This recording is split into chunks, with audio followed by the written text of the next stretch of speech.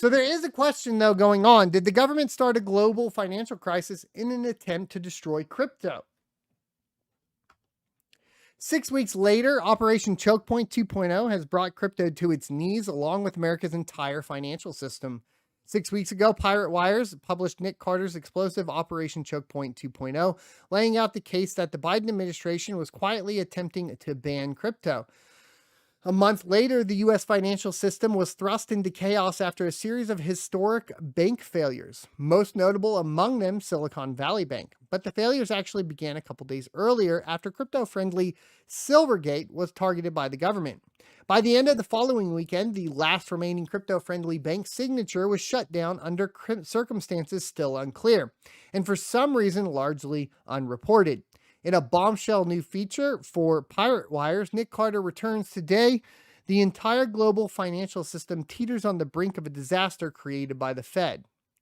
A bank run that began with a small Californian regional bank has now escalated into a worldwide crisis. As a response to the failures of Silvergate, Silicon Valley Bank, and Signature, the Federal Reserve prepared a veritable bazooka of new funding for financial institutions and reversed its plans to contract the money supply. Switzerland is busy negotiating the merger of two of its largest banking institutions, UBS and Credit Suisse. This represents the biggest challenge to financial stability since the Great Financial Crisis in 2008, and a sea change in the structure of U.S. banking. Attention has rightly been focused on the prospect of further runs and the knock-on effect of Fed policy on banking institutions. But lost amidst the chaos is another subplot: the escalating crackdown by the federal government against a wholly legal U.S. industry. A month ago, I warned that banks dealing with crypto clients were facing a concerted effort on the part of regulators and supervisors to redline the entire crypto space. What has happened since was utterly shocking. The two most crypto-focused banks, Silvergate and Signature, were forced into liquidation and receivership, respectively. The established narrative is that they made bad bets and lost, or they couldn't handle flighty depositors in the form of tech and crypto startups. But there's an alternative version of events being pieced together that is far more sinister and convincing. It appears that these banks, especially Signature, were the victims of an opportunistic campaign to decapitate banks serving the crypto industry. Not only was the bank run opportunistically exploited by regulators to shut down Signature, but it may even trace its origins to Choke Point 2.0. Did the Biden administration actually instigate the now global bank run as part of a grievance campaign against the crypto space? If so, this represents a colossal scandal and one that the Biden administration must be made to answer for. The preponderance of public evidence suggests that Silvergate and Signature didn't commit suicide, they were executed. In January of 2023, it became clear that the new chapter had opened in the Biden admin's war on crypto. Some in the crypto space noticed highly coordinated activity between the White House, financial regulators, and the Fed aimed at dissuading banks from dealing with crypto clients, making it far more difficult for the industry to operate. This is problematic because it represented an attempted seizure of power far beyond that what is normally reserved for the executive branch. These warnings were echoed by members of Congress like Senator Hagerty, Representative Davidson, and Whip Emmer. Subsequent efforts were made in the House hearing to determine whether the regulatory harassment is legal. It wasn't just banking regulators either. In the last month, regulatory attempts to kneecap the crypto industry in the U.S. escalated dramatically. Here are the points. The SEC announced a lawsuit against the crypto infrastructure company Paxos for issuing the BUSD stablecoin. Probably had something to do with, Binance's move from BUSD into Bitcoin. Crypto exchange Kraken settled with the SEC for offering a staking product. SEC Chair Gensler openly labeled every crypto asset other than Bitcoin a security. The Senate Committee on Environment and Public Works held a hearing lambasting Bitcoin for its environmental footprint. Did you guys see that amazing artwork for Bitcoin by Greenpeace? Have you guys seen this yet? It's amazing. I want it. That's how good it looks. I wonder if I can pull this picture up somewhere. I think I did post it somewhere. Let me find it. It looks so good. They somehow created the best advertisement for Bitcoin I've ever seen. Here it is.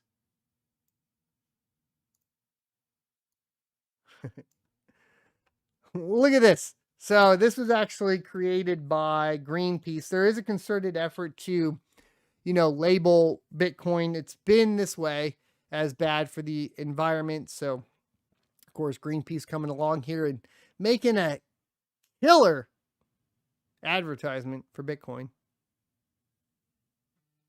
Looks amazing, in my humble opinion. But, it is what it is. The Biden admin proposed a bill that singles out crypto miners for onerous tax treatment. Here's the deal. I'm going to say it again. Go read software, understand what's happening. If you push crypto mining out of the U.S., you significantly put the U.S. at risk strategically. I'm convinced of that at this point. I think it is a terrible strategic move for the U.S. to push miners out, because the number one attack is going to be through Bitcoin. And if, you're just giving up that strategic point, I think it's a bad move. The Biden admin proposed a bill. Yeah. So the New York Attorney General declared Ethereum the second largest crypto asset a security. I don't disagree.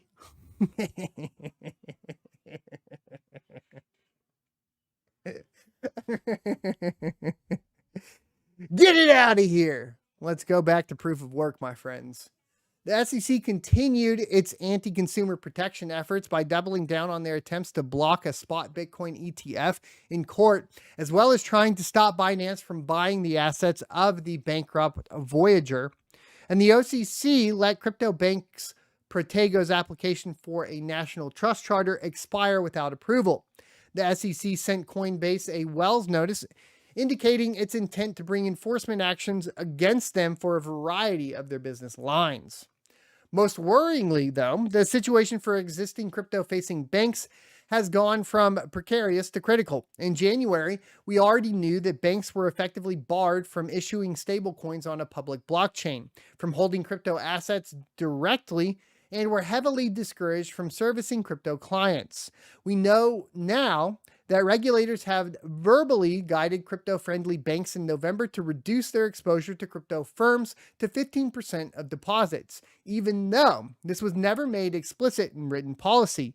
In practice, this means maintaining a ratio below 10% to accommodate fluctuations in deposits.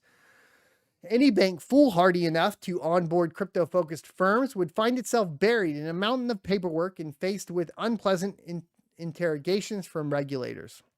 Additionally, the Fed made it abundantly clear that new crypto-focused bank charters, like that of Custodia, a fully reserved model immune to bank runs, would be denied, which is exactly what happened at the end of January. Banking crypto firms wasn't prohibited, just rendered extremely expensive and reputationally risky. Over the last 2 weeks, however, a bank run, initially encouraged and celebrated by progressive members of the Congress, escalated into a full-blown banking crisis, forcing the Fed to step in and guarantee deposits at the banks in crisis. What do? You create a crisis and you come in as the savior. Just saying, regardless of its ties to cryptocurrency. Once the dust had cleared, 3 banks were no more: Silvergate, Silicon Valley Bank, and Signature. Silvergate announced on March 8th its intention to wind down its operations in an orderly manner. The same week, SVB and Signature were put into FDIC receivership by the California Department of Financial Protection and Innovation and the New York Department of Financial Services, respectively, on Sunday night. The Fed stepped in, guaranteeing deposits at the imperial banks and creating a facility whereby extant banks could borrow against assets at par that were trading at discounted valuations. This largely halted the slide, although I do expect that we will see a slow bleed out of community banks and significant consolidation in the financial sector over the next year. Now, I have heard this actually outside of cryptocurrency talk in general. In the financial sector, I have heard that there is some sort of concerted effort to consolidate the amount of banks down to a few for stricter regulation from the Federal Reserve. This would allow potentially, probably, in my humble opinion, tinfoil hat, we'd be moving into a situation where it's influenced by ultimately a central bank digital currency. We have Fed now coming out in July. We have a consolidation of the banking system under a few large financial institutions, and the complete shuttering and the removal of the protection that smaller banks could see in the future, right? There's no reason any longer to place deposits in the hands of smaller community bank that is vulnerable to runs, especially given Janet Yellen's unsettling admission that the Treasury would only step in to support large systemic institutions. Now depositors are fleeing the largest banking institutions. Money market funds are simply holding treasuries directly. Whether intentional or not, these policies will cause smaller banks to die off, making credit more scarce, reducing competitiveness in the banking sector, and making it easier to set policy by marshaling a few large banks for political ends. It's worth briefly examining why some of these banks were distressed in the first place. This has been aptly covered elsewhere, but the ultimate cause is simply enough to diagnose. The U.S. government has been engaged in massive deficit spending in recent years, particularly in the context of COVID and the stopgap measures such as the CARES Act, rivaling spending levels reached during World War II. This fiscal impulse predictably manifested as highest inflation since the 80s, requiring the Fed to mechanically raise rates extraordinarily rapidly in order to bring inflation back down in line with its mandate. Mathematically, high rates cause bonds to depreciate, especially longer-dated ones. As a result, the performance of government bond portfolios last year, which serve as the foundational collateral asset of the financial system, was the worst in recorded history. U.S. banks held a lot of these bonds and collectively suffered $620 billion in unrealized losses and consequences. Some of the interesting stuff is this. When we saw, COVID come along, and a lot of people were wondering if Bitcoin was the hedge against inflation, but then it had this weird, interesting timing thing where the halving cycle of Bitcoin somehow completely lined up with, the stock markets. Now we're starting to see a deterrent from that. So is there hope at the end of the day that the original purpose of Bitcoin, the creation after the 2008 financial crisis and to protect individuals from that, is that coming to fruition? And that's really what'll be interesting as we move forward. This becomes a problem when some of these banks started to suffer outflows, forcing them to lock in these unrealized losses. Some of these banks realized their predicament, and as they took measures to raise capital, the market realized that they were impaired and depositors fled, causing an escalating crisis. Since depositors are unsecured creditors with no upside and high downside, the rational move in a bank run is deploy your funds first and ask later. And this is what happened. The bank run isn't worth dwelling on, aside from making the point that catalysts should not be confused with the ultimate causes. VCs correctly telling their startups to reduce their SVB exposure were not the cause of the SVB run. Shouting fire in a movie theater isn't morally blameworthy when there's really a fire. Nor were the risky bets made by SVB leadership. Their portfolio was completely ordinary and raised no red flags among their regulators or ratings agencies. Systemic risks introduced by crypto certainly weren't the cause either, as all of the affected banks had survived the 2022 crypto market sell-off and were still in business as of Q1 2023. Nor was loosening of Dodd-Frank coverage of regional banks, as the 2022 Federal Reserve stress test baseline and severely adverse scenario did not contemplate a 25% annual drop in the price of long-term treasuries. The ultimate cause of the collapse was not Peter Thiel, David Sachs, or loosening of Dodd-Frank, but rather the massive spending spree of the... Today's sponsor is BT Miners. BT Miners has been a longtime sponsor of the channel and a proven reliable source for ASIC miners. If you're looking to purchase ASIC hardware from Bitcoin to Dogecoin miners, they are available for purchase on bt-miners.com. BT Miners is a trusted source by both ASICminervalue.com and CryptoMiner.com. Follow the affiliate link in the description and tell them SOT sent you to support the channel. Part 1. Did Silvergate die by suicide or murder? After suffering irrecoverable setbacks, crypto-friendly bank Silvergate announced in early March its intent to wind down its operations in an orderly manner. As we know, the bank's announcement called attention to the much broader and widespread problem of losses in bank held-to-maturity portfolios, catalyzing a massive bank run which brought down SVB and Signature, more on them later, and spread to Europe, dooming mega banks like Credit Suisse. But let's dwell on Silvergate for a bit. Plenty of analysts have already explained in detail how exactly Silvergate met its demise. In short, it accepted deposits from crypto firms, plowed those deposits into bonds with long maturities when rates were low, suffered a loss on those bonds when the rates rose, and were forced to realize those losses when their crypto clients demanded their money back all at once. The combination of rising rates and the sell-off in crypto, which caused clients to withdraw en masse, was too much to bear. And this is a perfectly suitable mechanical explanation of how Silvergate was forced to close down and voluntarily liquidate. But there's also a political subtext here. Most banks are now sitting on market-to-market losses in their bond portfolios, but they're not facing runs from their clients. And indeed, Silvergate managed to survive a 70% redemption of client assets over the course of 2022 before they were wiped out in 2023. Silvergate met its end because, well after the crypto credit crisis of 22 had concluded, its remaining depositors were cajoled and bullied into withdrawing their funds.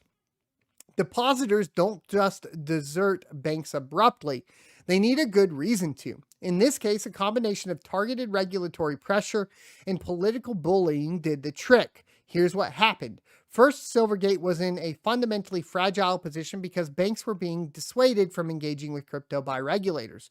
As a consequence, crypto firms had few other choices with regards to crypto banking. So Silvergate, as the main crypto-friendly bank, was flooded with their deposits. This structural vulnerability was the direct result of the harassment levied by regulators against banks daring to service crypto clients. Ordinarily, an industry would be served by a wide variety of banks, reducing the exposure of any given bank to the sector.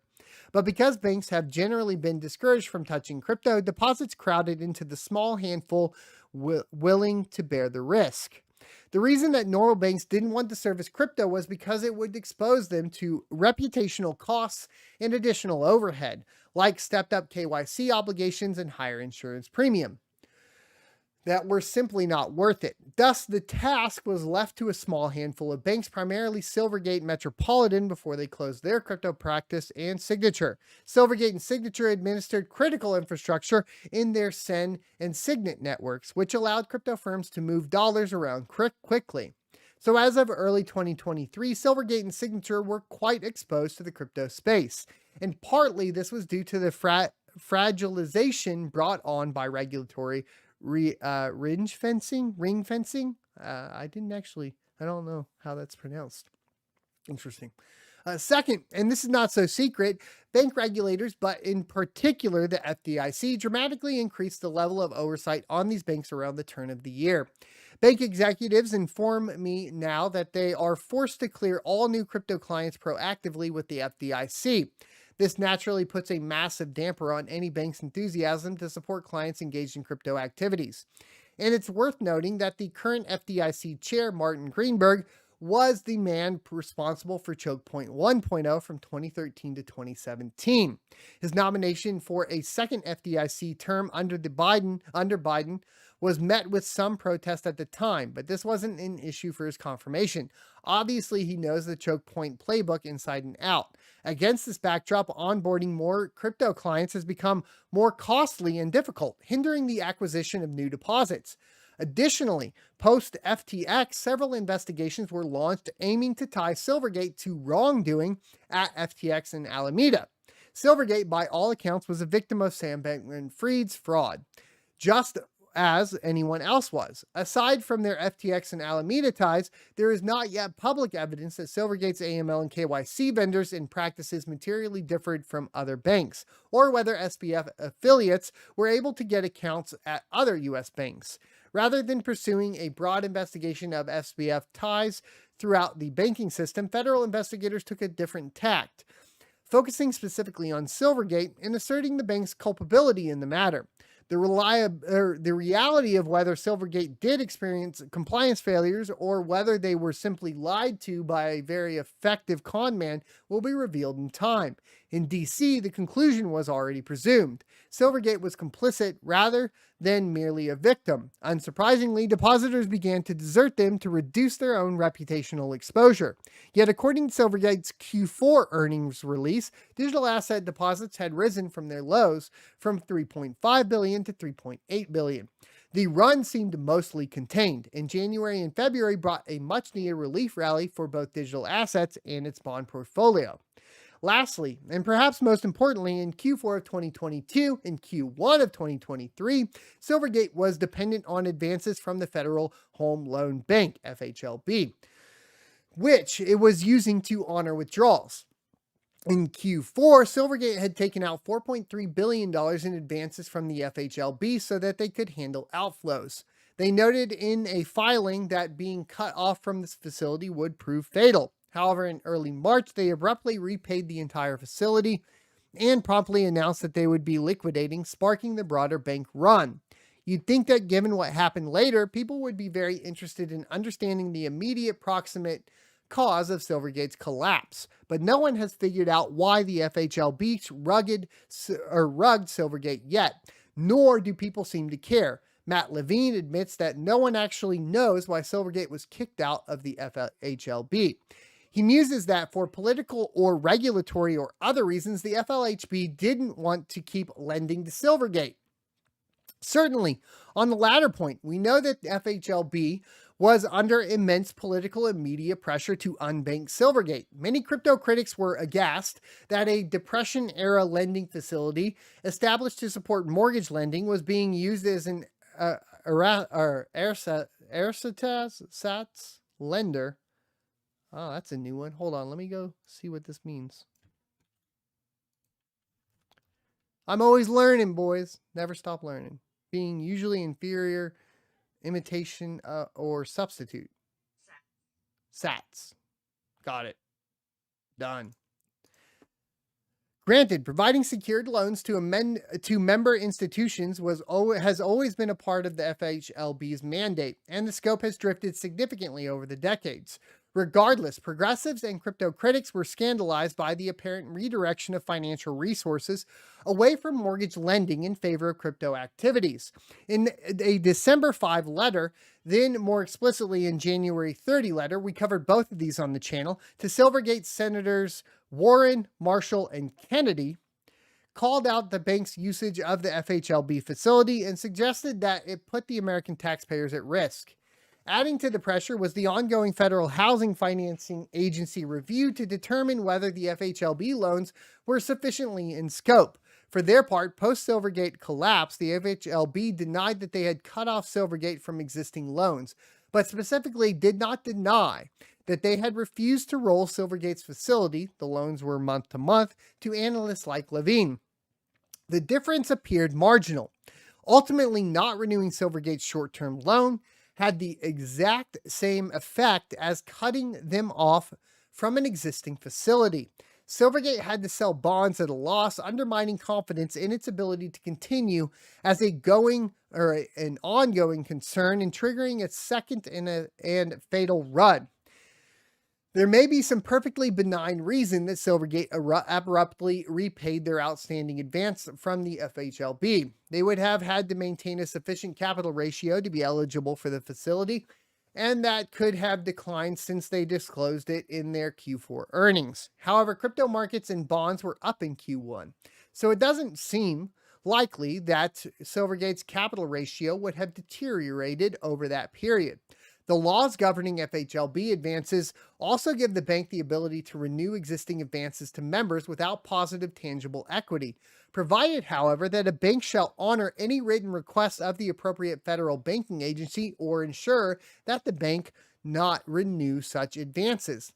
It is indisputable that Silvergate's FHLB usage was at the center of a political storm. That determinations not renew FHLB advances are exceedingly rare, and that the same housing-related political requirements are not being demanded of other banks taking out FHLB advances for liquidity management purposes.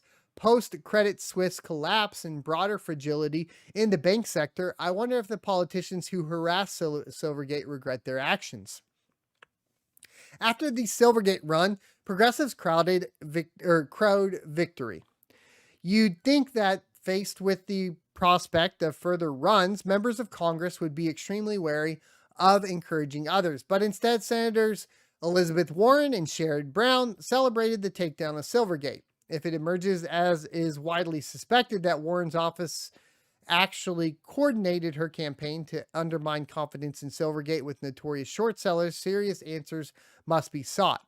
From the perspective of a depositor at a similar bank, this would have served as a signal to pull your funds. If influential members of Congress were rooting for the failure of crypto and tech-focused banks, why would you keep your funds there? This isn't the first time a member of Congress has arguably incited a bank run. Chuck Schumer is credited by the Office of Thrift Supervision with contributing to the 2008 collapse of IndyMac, then the second largest bank failure in U.S. history. Schumer, who served on the Senate Banking Committee, wrote a letter to bank regulators questioning the integrity of IndyMac, which became a self-fulfilling prophecy as the bank suffered a fatal run 12 days later. As CNBC wrote at the time, quote, when a senior senator who is in a number of influential posts regarding oversight of bank regulators directly attacks the confidence of a depository institution, it matters, end quote. As we have seen, banks are fragile things, and confidence crises brought on by powerful senators can take them down, even if they are solvent. Just as with Schumer, Warren and her colleagues wrote a letter lobbying harsh allegations at the bank and predicting their downfall. In both cases, powerful senior senators on the Senate Bank Committee used their bully pulpit to publicly harass a bank, which then failed shortly thereafter. As we saw in 2008, runs cause widespread confidence crisis and require massively expensive interventions to stop.